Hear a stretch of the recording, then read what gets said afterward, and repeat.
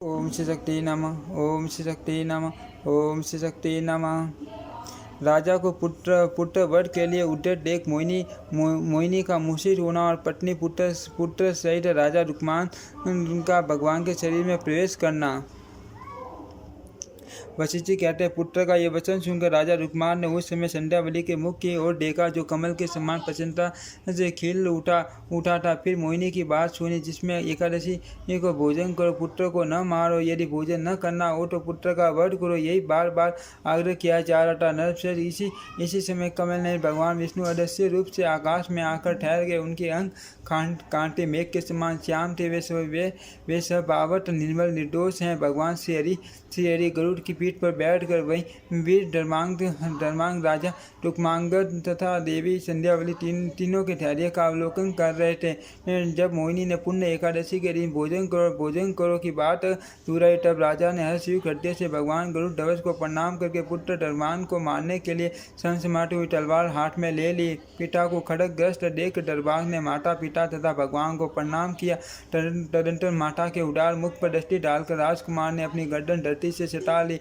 धर्मांग ने उसे ठीक तलवार की धार के सामने रखा। वे पिता के भक्त तो थे ही, माता के भी महान भक्त थे। राजन, जब पुत्र ने चंद्रमा के समान मनोहर मुख को पसंद रखते हुए अपनी गर्दन समर्पित कर दी और संपूर्ण जगत के शासक महाराज रुक्मान ने हाथ में तलवार उठा ली, उस समय वृक्षों और पर्वतों से संपूर्ण पृथ्वी कांपने लगी। समुद्र में ज्वार आ गया, मानो वह तीनों लोगों को तक्षक डुबो देने के लिए उद्यत हो गया। वो पृथ्वी पर सैकड़ों उल्काएं गिरने लगी।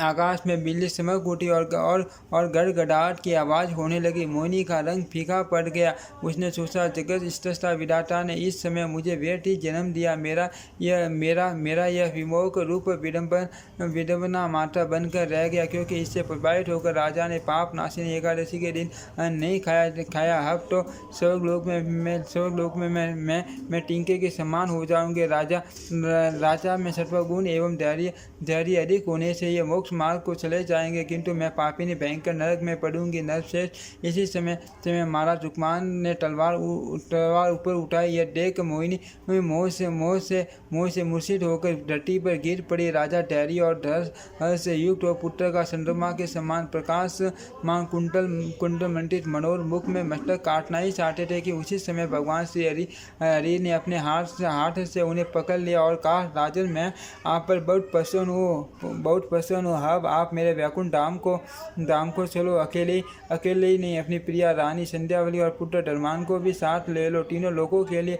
पूजनीय, निर्मल तथा उज्ज्वल कीर्ति की स्थापना करके यमराज के मस्तक पर पाव रखकर मेरे शरीर में मिल जाओ। ऐसा कहकर चक्रधारी भगवान ने राजा को अपने हाथ से छू दिया। भगवान के स्पर्श मात्र से उनका मोहिनी में आसक्ति रूप रजोगुण धुल गया। वे महात्मा नरेश अपनी पत्नी और पुत्र के साथ वेगपूर्वक समीप पर जा भगवान के दिव्य शरीर में समा गए। उस समय आकाश से पुष्प समूह की वर्षा होने लगी। हर्ष में भरे हुए शीत तथा देवताओं के लोकपाल डुडुम्बियाँ बजाने लगे, जिनकी आवाज़ सब और गूंज उठी। सूर्यपुत्र यमराज ने यह अद्भुत दृश्य अपनी आंखों से देखा। राजा उनकी लिपि को मिटाकर अपनी स्त्री और पुत्र के साथ भगवान के शरीर में समा गए और सर्वसाधारण लोग भी राजा के सिखाए हुए मार्ग में स्थित होकर एकादशी का व्रत एवं भगवान का कीर्तन आदि करते हुए वैकुंठ के मार्ग पर जाते थे। ये सब देखकर भयभीत हुए यमराज चतुर्मुख ब्रह्मा जी के समीप पुण्य जाकर बोले, सुरलोकनाथ, अब मैं यमराज के पद पर नियुक्त नहीं होना चाहता, क्योंकि मेरी आज्ञा जगत से उठ गई। तात मेरे लिए कोई दूसरा कार्य करने की आज्ञा प्रदान की जाए। दंड देने का कार्य अब मेरे जिम्मे में न रहे। ओम श्री शक्ति नमः। ओम श्री शक्ति नमः। ओम श्री शक्ति नमः। ओम श्री शक्ति नमः।